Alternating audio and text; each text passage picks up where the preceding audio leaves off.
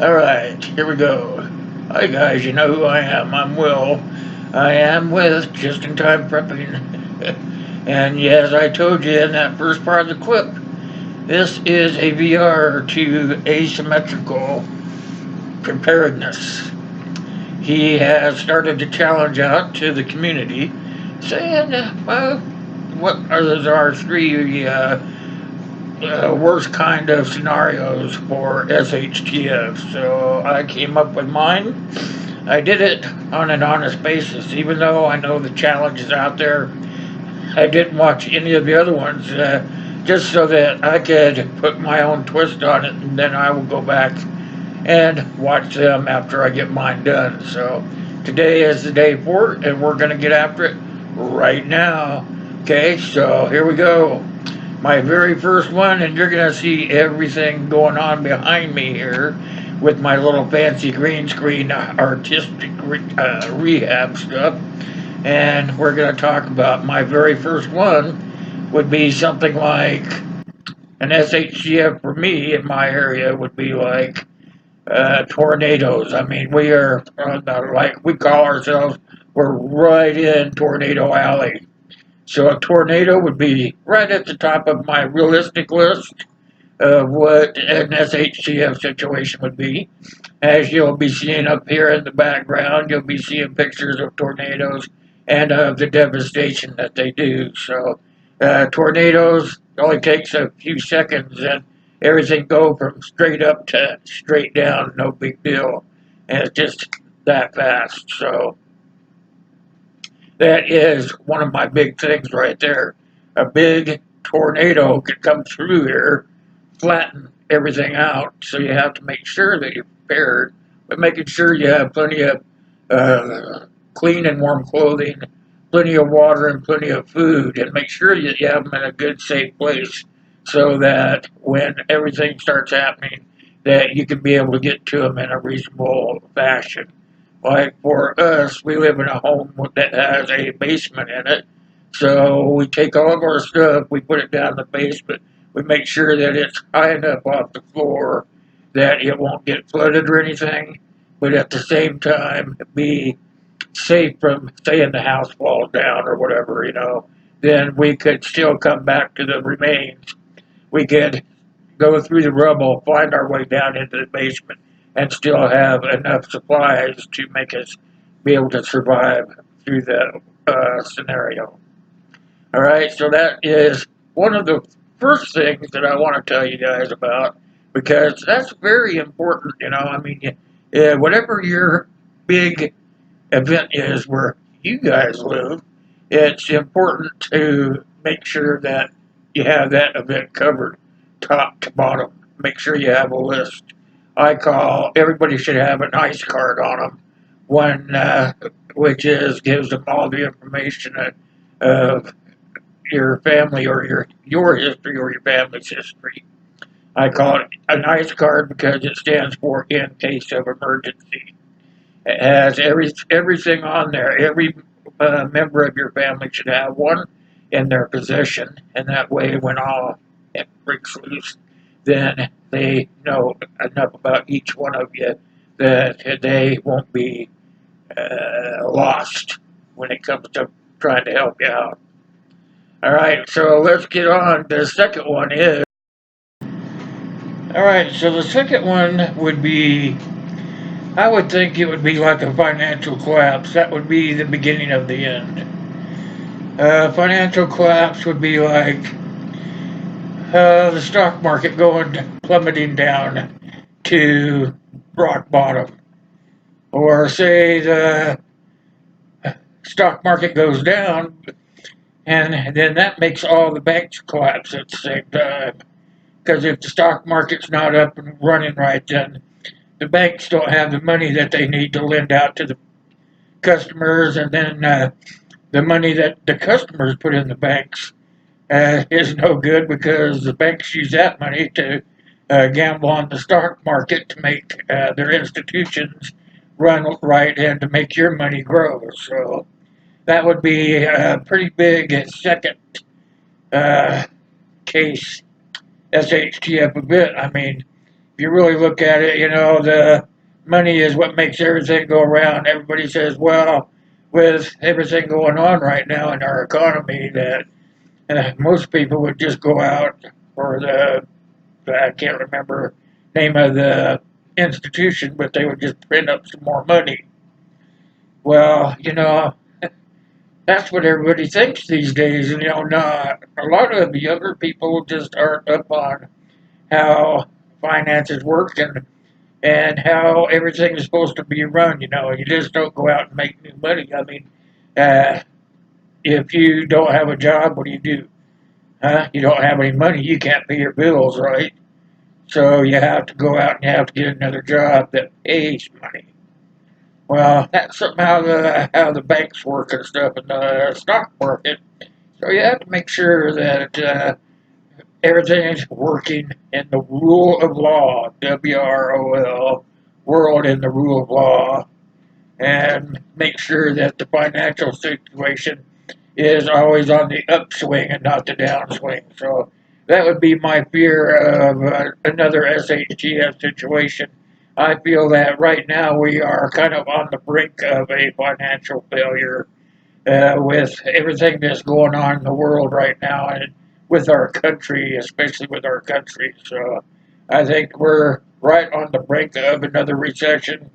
I've been told I was crazy, but I really don't think that I am.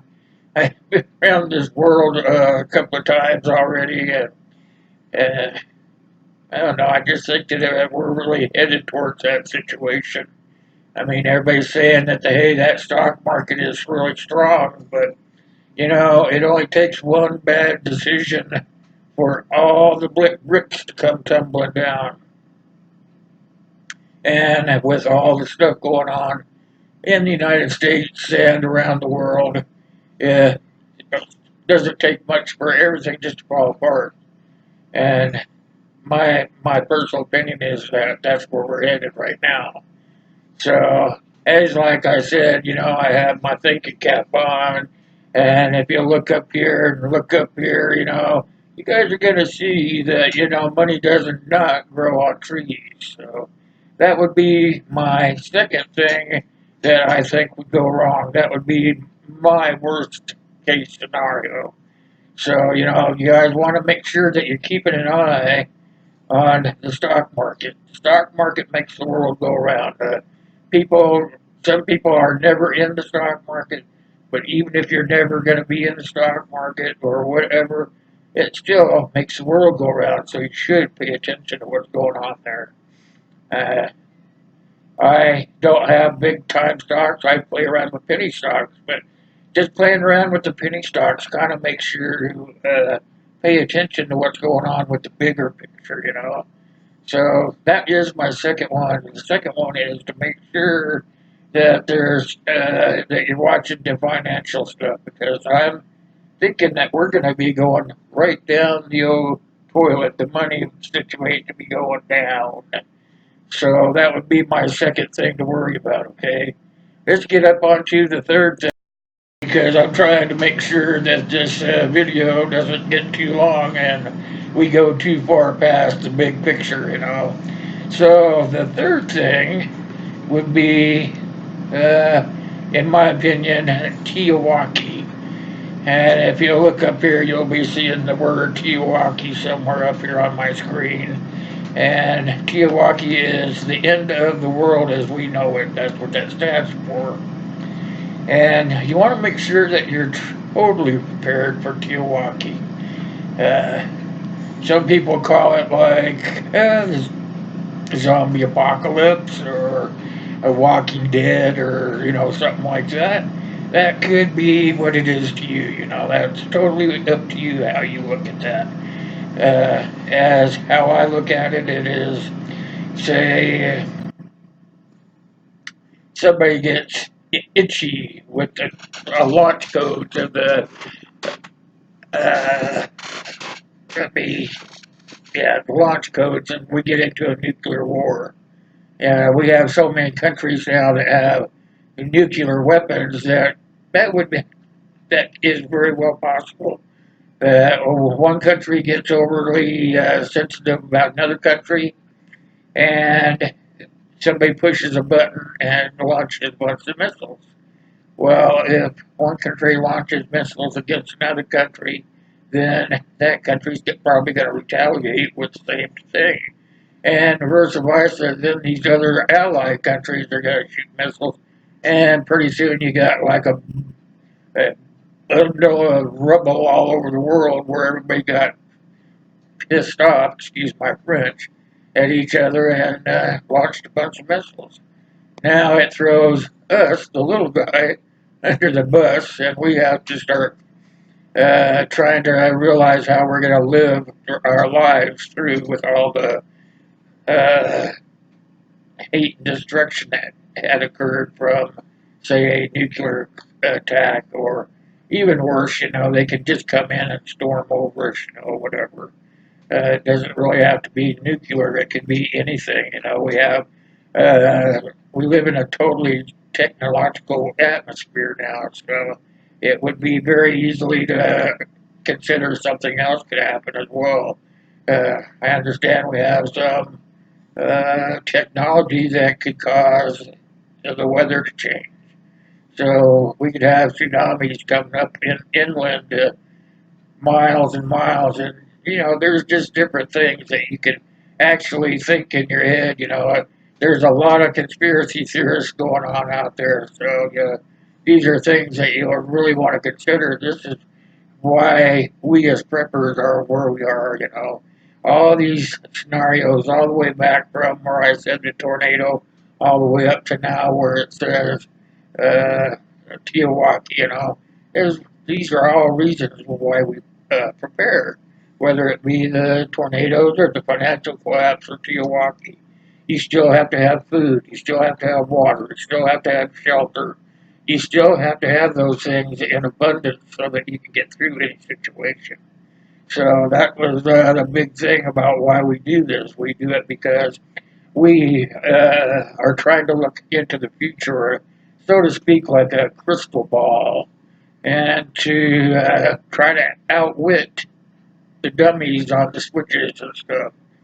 So, we want to make sure that we have vehicles that are going to work no matter what, if they're going to be on veggie oil or whether they're going to be diesel or whatever, and we're trying to outguess these guys while we are working through this with each other. That's what we're doing.